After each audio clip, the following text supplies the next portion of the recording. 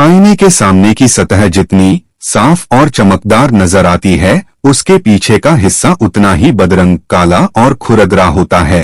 Artificial intelligence startup mindful AI lab की cofounder और CEO सूचना सेठ की जिंदगी भी उसी आईने की तरह थी, आगे से चमकदार और पीछे भयावह कालिमा समेटे हुए।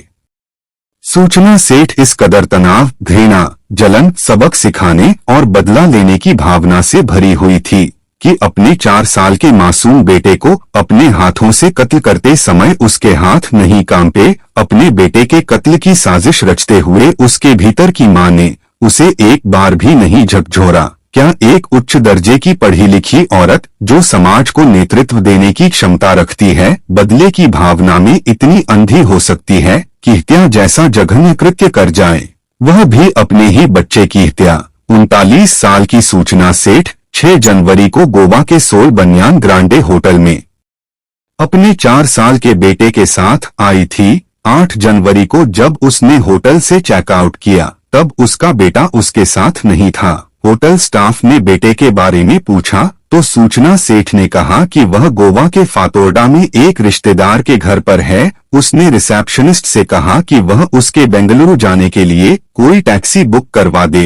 रिसेप्शनिस्ट ने कहा कि टैक्सी एक्सपेंसिव पड़ेगी, आप फ्लाइट लेकर चली जाइए, वह सस्ती होगी। मगर सूचना सेठ ने बाय रोड जाने पर ही जोर दिया तो उसके लिए एक कैब बुक करा दी गई। सूचना अपना सामान लेकर निकली। उधर हाउसकीपिंग स्टाफ जब उसका छोड़ा गया रूम साफ करने पहुंचा तो उसको वहां खून के धब्बे मिले। स्टाफ ने इसकी सूचना होटल के मालिक को दी और मालिक ने तुरंत पुलिस को इन्फॉर्म के दिया।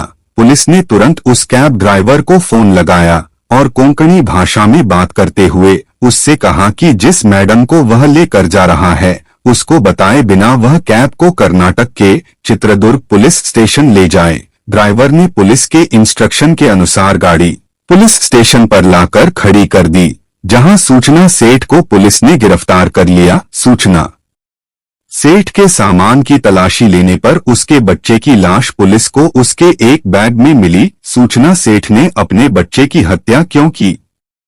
इस सवाल के जवाब में जो कहानी निकल कर आई वह एक ऐसी औरत को सामने लाती है जो एक तरफ बहुत पढ़ी लिखी, मेहनती, सेल्फ मेड, नेतृत्व क्षमता से भरपूर, उद्योग जगत की अति महत्वाकांक्षी और समाज में अपनी हैसियत रखने वाली निर्भीक औरत है, तो वहीं दूसरी तरफ वह सामाजिक और पारिवारिक चक्रव्यूह में फंसी, टूटन, तनाव, गुस्से, अपमान, नफरत, झगड़े, कानूनी पछड़े में घिरी औरत, जिसके अंदर अपने पति से बदला लेने का लावा उबाल मार रहा था, जिसके चलते उसने अपने बेटे को मौत की नींद सुला दिया। हत्या की वजह जानने से पहले सूचना सेठ की शैक्षिक योग्यताओं पर एक नजर डालते हैं। सूचना सेठ एक एथिक एक्सपर्ट और डेटा वैज्ञानिक है, जिसके पास डेटा विज्ञान टीमों को सलाह देने और स्टार्टअप व उद्योग अनुसंधान प्रयोगशालाओं में मशीन लर्निंग समाधानों को स्केल करने का 12 वर्षों से अधिक का अनुभव है। वह एआई एथिक्स सूची में 100 प्रतिभाशाली महिलाओं में से एक है। वह डेटा एंड सोसाइटी में मोजिला फेलो, हार्वर्ड यूनिवर्सिटी के बर्कमैन क्लेन सेंटर में फेलो और रमन रिसर्च इंस्टीट्यूट में रिसर्च फेलो रही है और उसके पास प्राकृतिक भाषा प्रसंस्करण में पेटेंट भी है। ऐसी प्रतिभाशाली लड़की की शादी वर्ष 2010 में वेंकटरमन से हुई, जो एक एआई डेवलपर है। शादी के बाद दोनों में वैसी ही नोकझोंक चलती रही जैसी आमतौर पर भारतीय घरों में होती है। शादी के 9 साल बाद वर्ष सूचना ने एक बेटे को जन्म दिया, मगर बेटे के जन्म के बाद से पति पत्नी में झगड़े काफी बढ़ गए। 2020 से सूचना और उसके पति के वेंकटरमन के बीच विवाद इतना बढ़ गया कि दोनों ने तलाक ले लिया।